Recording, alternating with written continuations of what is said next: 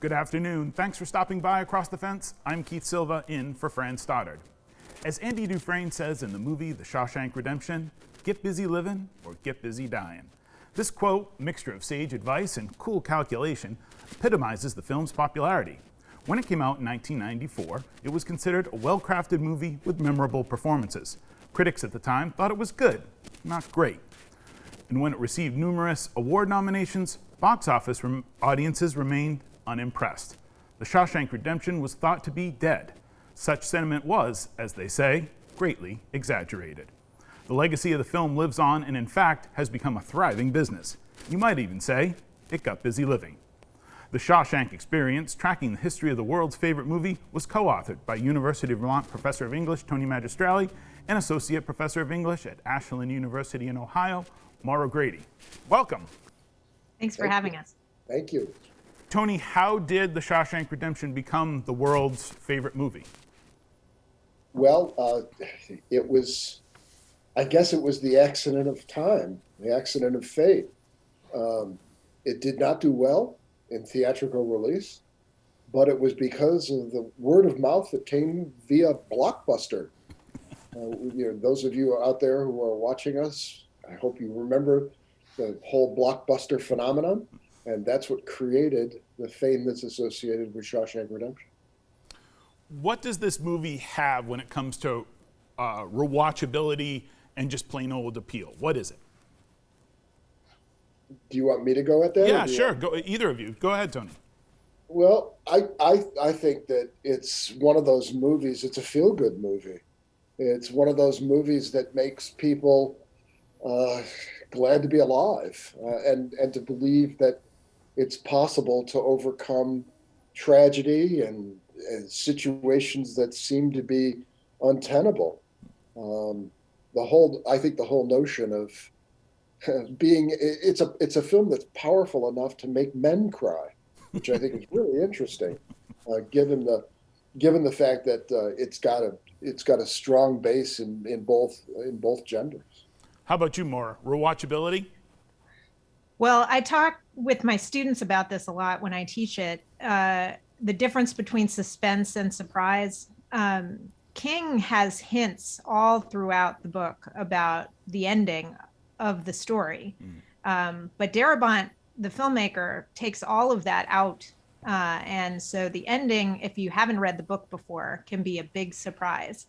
So it's very fun, once you know what the ending is, to go back and rewatch the movie and see the little places where what's going to happen is hinted at, or you're given a false sense of what's going to happen. Maura, you focused on the fan culture in the book. How would you describe the typical Shawshank Redemption fan? There's no typical fan. So many people love this movie. There's such a broad base of love for this movie. But one thing that I've learned, I live in Ohio near the Reformatory and near most of the filming locations for Shawshank. Not the scene at the very end on the beach. That was not in Ohio. I'm sad to say. That was in the U.S. Virgin Islands. But otherwise, you can see almost all of the filming locations here in Ohio. So I've studied a lot the people who travel to come and see those locations. So I don't know if that's the typical fan, but of that group, we get everybody. There's full range of people. You have families with younger kids. Generations of people watch this movie together. So you often find people traveling with their, a grandpa traveling with his children and grandchildren who all love the movie and all watch it together. Interesting. Yeah. Well, looming quite literally over your shoulder with your background there and in the movie is the Ohio State Reformatory, the OSR. As you mentioned, all the movie was almost shot there on location. What is the site like today? It's amazing. The site was scheduled for demolition, and the filming stayed off the state coming in to knock the building down. And they told Darabont and his crew when they came in, look, you can do whatever you want to this thing because we're just going to knock it down after. But there had already been a local wave of support to try to take over the building and preserve it and restore it for historical purposes. And so that's been done. The group, the Mansfield Reformatory Preservation Society, bought the building from the state for $1 and took over all of the renovation efforts. And over the years since they did that in 95, they've managed to restore huge swaths of the building, and all of the money comes from people visiting the building. So it's supported by the fans who come and visit. Amazing. Tony, you said earlier that you thought this was a story of hope and a story to make men cry. Does that credit go to Darabont, or are the bones of that emotion in the original Stephen King story? It's a really good question. I think that this is one of the instances where Stephen King was bested by the screenwriter who produced the work based on his story. The King novella is only 100 pages long, and it's missing elements that Frank Darabont felt were crucial and were wise to put in to the film itself. Like, for example, the role that Brooks has in the film is an enormous enlargement from the role that he's got in the King novel. There is, to continue this, there is no mention of Mozart and the sopranos singing the aria from The Marriage of Figaro in the novella. And I think that that's maybe one of the most important scenes in the entire film as far as fans go. Everyone seems to respond so strongly to that moment in the prison yard where the sound of those sopranos are piped in. Maura, does the fact that this is a real place, you can really put your hands on the stones, so to speak, does that make a big difference in fan culture? I mean, there's a lot of places in movies we can never go. So does that really impact and make this even more of an important experience for fans? Absolutely. Any actor will tell you that shooting on location is really important to their performance, and the actors who performed in this film talk about the atmosphere of being at OSR and some of these other places. There's a website called the Shawshanktrail.com where you can find a map that tells you all of the different locations in Ohio. So OSR is the big one, but there are other places you can visit too. And authenticity is really important to fans. They want to feel like they're having a genuine, real experience. You are not just looking at Harry Potter's castle recreated at a studio. Instead, you are looking at an actual place, and the place has its own history. So fans get to experience both their love of the movie and their feeling that they are in the movie. You can sit at the warden's desk at the Reformatory and pick up the phone right where the warden shot himself. The safe is there where Andy hid the ledger. So that feeling of being really part of it, it's hard to recreate that artificially. Do fans have an emotional response? Do they?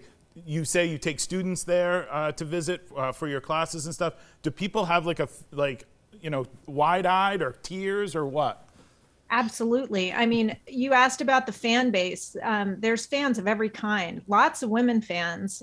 In fact, the majority of people we surveyed in 2019 who came to the 25th anniversary were women. There are a lot of people who come, and people just have as you say, a strong emotional response to feeling closer to the movie, feeling closer to this thing that they love so much. Let me add something to what Maura's already said about the fan base here. It's not just Shawshank and the other films that have been actually filmed at the OSR. It's also the history of the OSR itself. Right. There's a whole prison culture out there. People who like to travel to go see places like the Eastern Penn in Philadelphia or the Alcatraz. Right, Alcatraz, yeah. And they're drawn to the OSR for the same reason they're drawn to those other prisons. We've got just a couple of minutes left, and I know each of you is a dedicated scholar, and you would never let popular opinion sway your intellectual rigor. But what do you like about the Shawshank Redemption? We'll start with you, Maura. Well, most fans, if you ask them, will say the message of hope, and that is really powerful. But for me, what I think is most powerful, both in King's text and in the film, are the themes of humanity and forgiveness. That King asks us, and Darabont echoes this, that we need to remember that these characters are human beings, no matter what crimes they may have committed. And I think that's a really important message for all of us. Tony? I'm drawn to the fact that Darabont had the cojones to bring a black man into this film. As King has pointed out on a number of occasions, red is white in his mind as he's writing the novel, and Darabont was brave enough to bring Morgan Freeman, although that's maybe not quite as big a jump as one would imagine, but he does bring this black man into this relationship with a white man, and I think that really is powerful, and it suggests something about, well, not only that Black Lives Matter, but also that there's hope in the possibility for the races to get along with one another. Well, we've only got a minute left. I can't go too much farther down that road. What's the final takeaway? If for someone, the 1% of folks out there that haven't seen this, why should they watch this movie? Maura? It's a fantastically made film in every way. The music, the cinematography, costumes, sets, production design, all of that will satisfy anyone who loves beautiful films. But it's a really patient film. It takes its time to really develop these characters and their relationships. And that's just something you don't see so much anymore. Well, thank you very much. I really appreciate our conversation. The Shawshank Experience, Tracking the History of the World's Favorite Movie, was co-authored by Tony Magistrelli and Maura Grady. Thank you both very much. And as always, thank you for stopping by Across the Fence.